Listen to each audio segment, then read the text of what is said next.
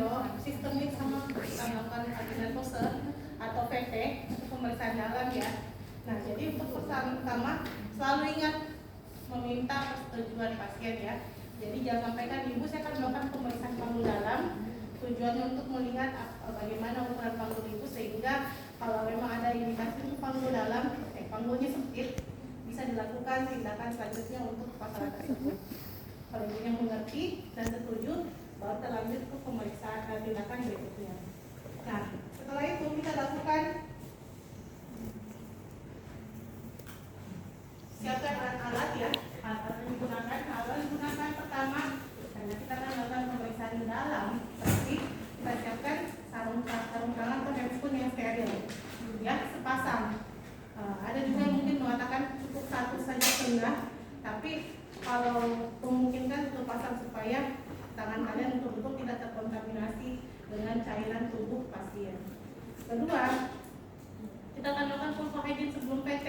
Berarti kita siapkan kapas DTT yang steril, disiapkan dalam form seperti ini. Kemudian kita siapkan bengkok atau beer bag ya.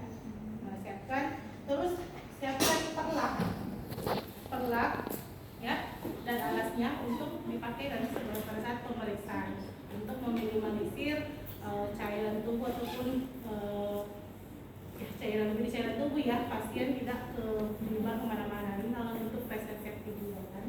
Kemudian tempat sampah sesuai dengan tujuannya masing-masing ya, tempat sampah kering, basah ataupun untuk bahan-bahan yang terkontaminasi. Nah, setelah itu kalian siapkan alat, kalian cuci tangan 6 langkah ya. Masih ingat kita 6 langkah? Masih. Coba. Satu yang mana? Atur posisi pasien dorsal recumbens. Dorsal recumbens itu ingat ya? Yang mana coba? Apa bedanya sama litotomi?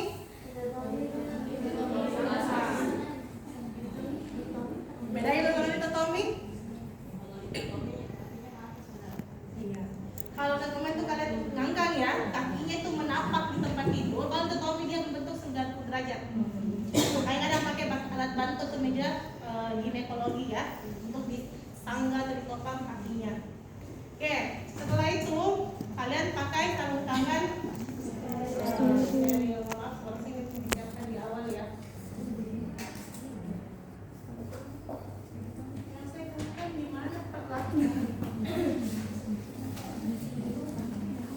Ditambah aja ya, pemasangan perlak di awal ya, sebelum cuci tangan. Ya, tangan kalian tulis saja.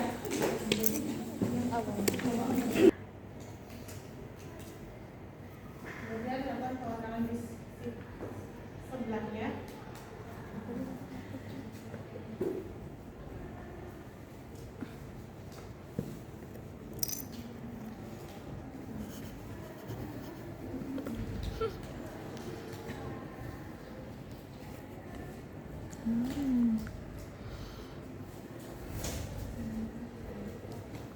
Pulpo hygiene.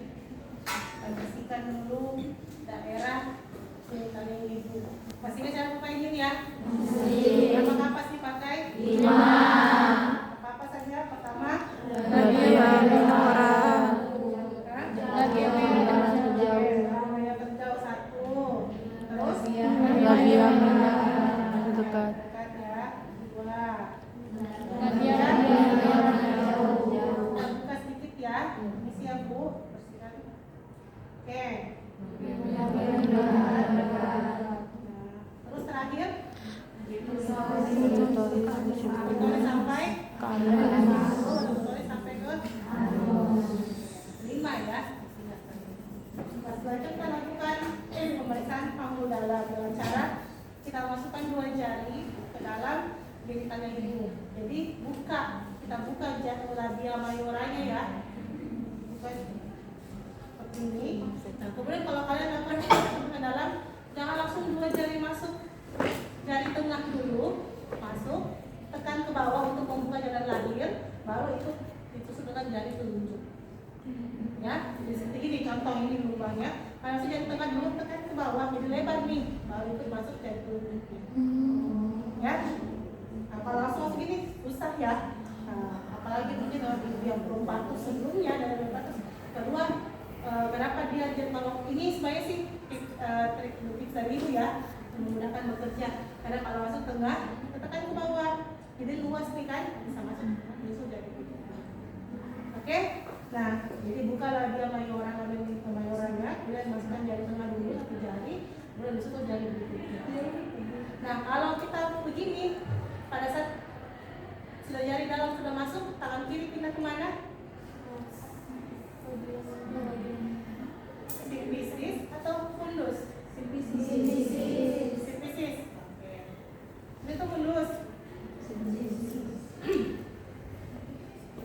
Oke. Tergantung kepentingannya ya. Ada kalanya kita harus butuh di fundus ya. Nah, kalau kita melakukan untuk difiksasi lebih spesifik itu menahan. Oke, setelah itu yang pertama kita sebut tadi pertama apa? Arcus pubis. Berarti tangan itu naik di atas nih. Ya, masih ingat tadi itu ya? Di tepi bawah simpisis.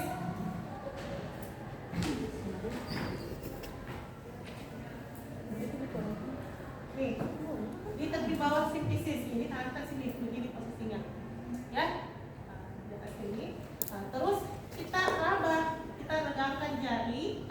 Ya, kalau kalian merasa kalau saya regangkan jari masih jari lagi satu, berarti ukuran panggulnya untuk membuat isi adikanya itu normal, ya.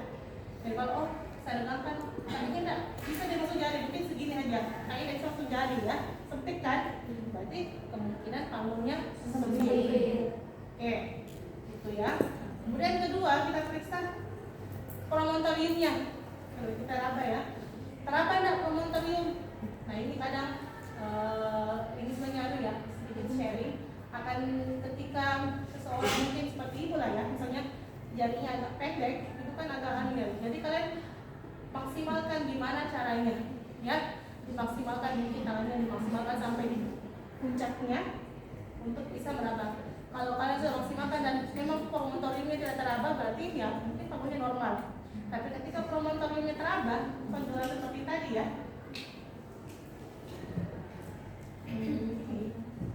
Ini ya, jadi nah ini ibu dengan jari yang sudah maksimal ini, oh tidak teraba promontoriumnya berarti normal. Tapi ketika promontorium teraba, kita lakukan pemeriksaan conjugata diagonalis. Conjugata diagonalis kalian ukur dari tepi bawah simpisis ini, ya, ke promontorium. Dapat berapa? Itu dikurangi 1,5 mendapat conjugata veranya. Normalnya berapa? 11. Kalau kalian dapat ukuran dari tepi bawah simpisis ke promontorium kurang dari 11, berarti hati-hati sudah was-was ini panggulnya sempit. Nah, harusnya jaraknya lebih dari. Oke? Nah, dikurangi ini diperiksa ketika kita meraba dan kita melakukan pemeriksaan dan teraba promontorium, ya. Melakukan pemeriksaan conjugata vera dan conjugata diagonalis. Cuma kita tidak melakukan pemeriksaan conjugata vera, jadi yang bisa conjugata diagonalis. Oke, setelah itu kita periksa apa itu? Oke, kita periksa linia ini masih posisi dalam. Linia innominata sampai tadi ini. Kalian tempelkan jarinya, ya, ke atas simpisis ke bagian sini, ya. Kalian raba, kasih susuri linia innominatanya. Teraba enggak? Kalau lebih dari kalau normalnya ini teraba sepertiga bagian dari linia innominata.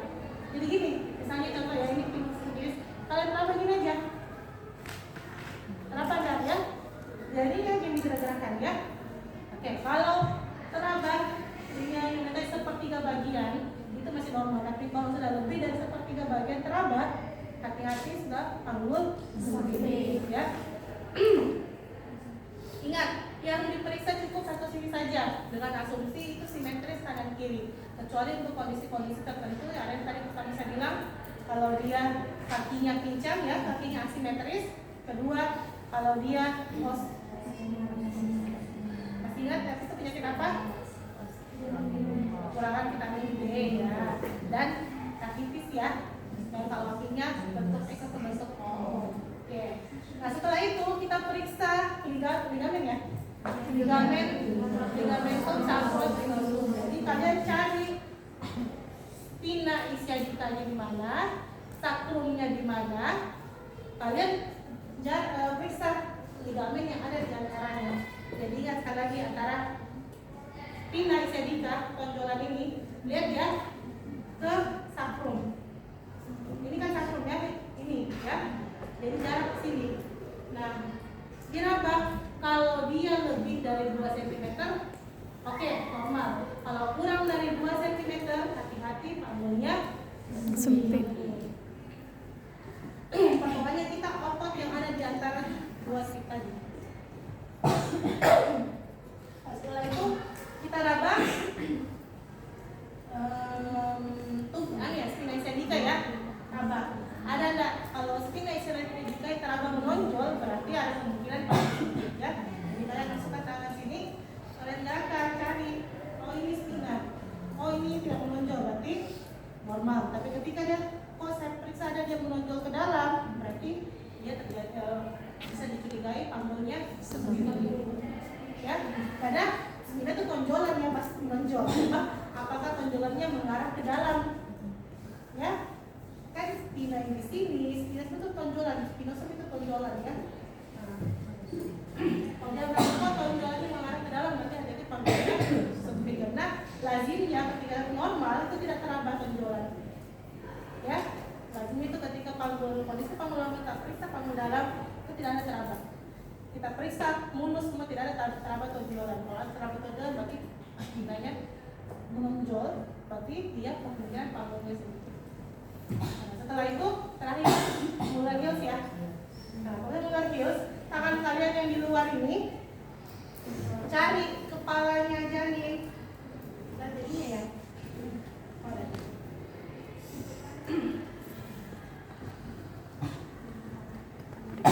Ini nak buang masuk tangan ya. Nah, kalau kalian pikir keluar cari posisi janin. Nah, ini kan kepala janin ya. Kita cari kepala janin, kita coba masukkan ke dalam panggulnya. Kalau kita masukkan ya teraba bisa masuk, mulut saja masuk, berarti panggulnya normal. Tapi ketika kalian masukkan, kayak tertahan ya ini ya, contoh ini kan tertahan ya, tidak bisa bergerak, berarti panggulnya sedikit. Cuma kalau mularnya sebenarnya tidak begitu sering dilakukan karena kalau orang yang belum terlatih dan sebagainya bahaya. Kalian takutnya kalian gini, kalian malah membuat kondisi janin terganggu. Satu, kedua bisa kalian cedera pada janin ya. Terus yang ketiga, takutnya bisa terjadi fluid untuk dari ininya karena terusnya yang robek karena kalian melakukan gerakan januar paksaan seperti ini. Jadi hati-hati. Dan memang jarang dilakukan ya. Kadang bisa dilakukan kalau sudah panggulnya sudah habisnya kepala sudah hampir masuk pintu atas panggul. Dan itu kadang aku pun jujur belum pernah melakukan mular heels. Karena itu ya hati-hati juga. Salah aja kita, soalnya langsung lagi ini, ini pantau mungkin oke saja ya. Kalau misalnya kita langsung ke janin, takutnya mungkin terlalu kuat tekanan kita sehingga cedera di dalam kepala ya. Atau kita terlalu kuat menekan di kayu ini terusnya robek dan sebagainya. Tapi cukup kalian tahu bahwa ada pembesaran mular heels tersebut ya. Setelah itu melakukan serangkaian pembesaran tersebut ya kita keluarkan jari ya. Nah, sekali lagi kalau mengeluarkan jari tangan ini pindah ke atas pinggir tipis menahan. Keluarkan jari. Kenapa menahan? Takutnya ketika kita mengeluarkan jari uterusnya juga ikut keluar. Jadi prolapsus exhaled inversio dari namanya. Walaupun mungkin ibu hamil kecil peluangnya inversi yang karena janin dalamnya, tapi mengantisipasi hal tersebut jadi tahan dulu. Oke. Baru setelah itu ya bersihkan alat buang sampai terkontaminasi, lepaskan sarung tangan,